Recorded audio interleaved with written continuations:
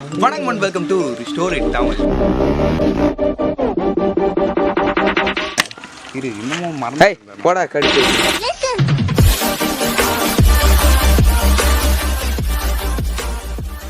Welcome to restore it Tamil. இன்னைக்கு நம்மள என்ன பார்க்க போறோம்னா வச்சுக்கோங்க, ஒரு அன்பாக்சிங் வீடியோ தான். அது என்ன அன்பாக்சிங், அது என்ன நீங்கள் தம்ப்நெயிலே பார்த்துருப்பீங்க. இருந்தாலும் நான் சொல்கிறேன், இந்த செஸ்ட் மவுண்ட் தாங்க நம்ம ஆர்டர் பண்ணியிருந்தோம் கொஞ்ச நாள் முன்னாடி. அது இப்போ நம்ம கைக்கு வந்துடுச்சு. இது அன்பாக்ஸ் பண்ணி இதை எப்படி யூஸ் பண்ணுறது அப்படியே ஒரு ரிவ்யூ மாதிரி போடலாமேன்னு தான் இந்த வீடியோ. சரி ஓகே, இப்போ நம்ம வாங்க இதை அன்பாக்ஸ் பண்ண ஆரம்பிக்கலாம். என்னடா ஏற்கனவே டேப்பு பிரிச்சிருக்கேன்லாம் பார்க்காதீங்க. நீங்கள் நேற்று வந்துச்சு இல்லை, அப்படியே ஒரு தாட்டி டவுட்டாக இருக்க பிரித்து பார்த்துருவோம். ஏன்னா உள்ளே ஏதாவது பார்ட்ஸ் ஏதாவது மாறி இருக்கா அப்படின்றதுக்காக. ஃபஸ்ட்டு எடுத்த உடனே இது ஏதோ ஒரு பிளாஸ்டிக் பார்ட் வருது, இது என்னன்னு தெரியல, அப்படியே பார்ப்போம்.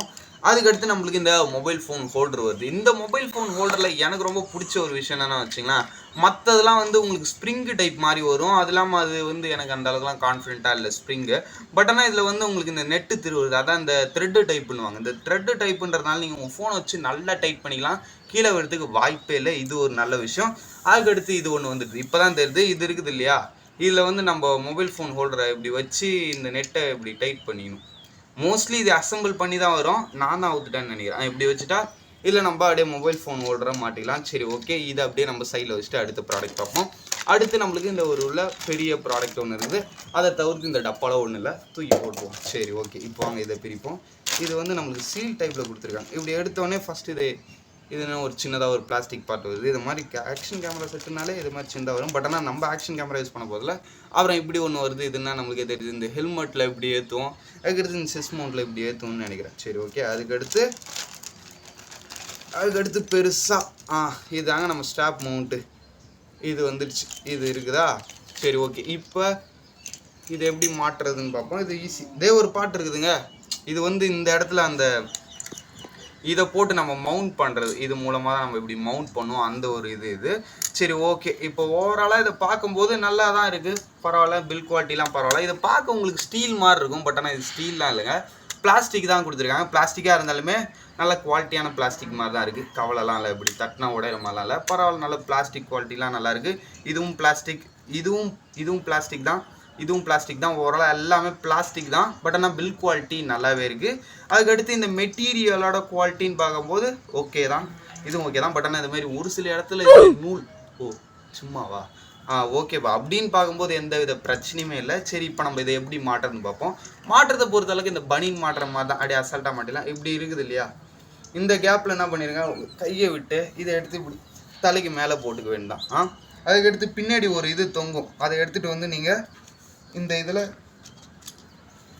என்னடா இது இப்படி மாட்டிட வேண்டாம். மைக்கில் வேறு படுத்து பழுகுது, அது வேறு. ஓகே, மாட்டியாச்சா, அவ்வளோதான். செஸ்ட் மவுண்ட்டு மாட்டியாச்சு. நிச்சயமாக நல்லா டைட்டாகவே இருக்குது. நான் கூட நல்லா சந்தேகப்பட்டேன், ஏன்னா வச்சிங்களேன் என்னடா இது ஒரு ரப்பர் கொடுத்துருக்காங்க, அது எப்படி ஃபோனை பிடிக்க போதோ, அது வேறு லூஸாக இருக்குமே நினச்சேன். பரவாயில்ல, நல்லா டைட்டாக தான் இருக்குது. அது இல்லாமல் நம்மளுக்கு இதில் அட்ஜஸ்ட்மெண்ட்ஸுமே இருக்குது.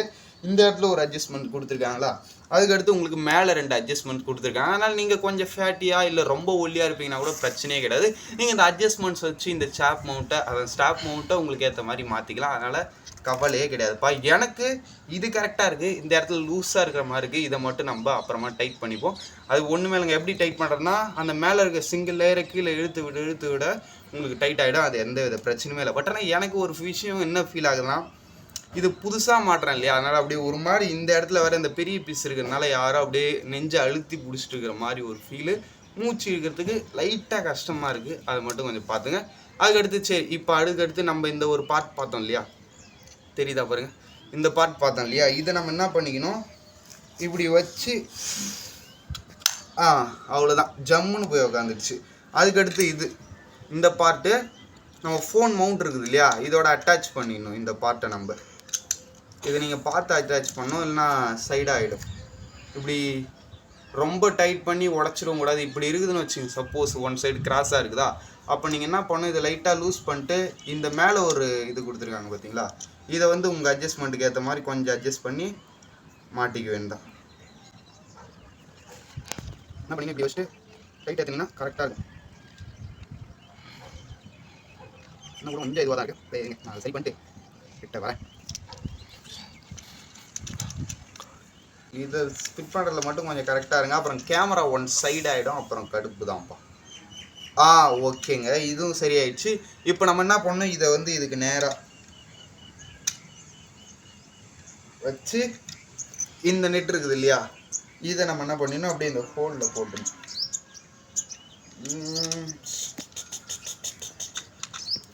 ஓகே.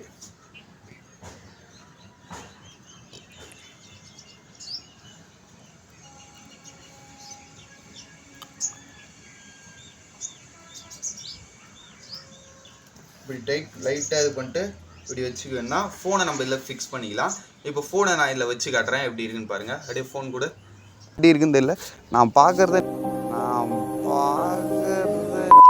பெருசாக எதுவும் ஆடலை, ஷேக்கிங்லாம் இல்லை.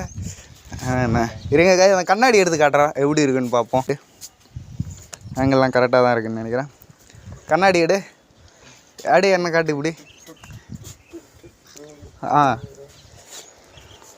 இப்படிடா என்ன காட்டுறானா, நீ உன்னை பார்த்துக்கிற. இப்படி திருப்புடா லைட்டாக.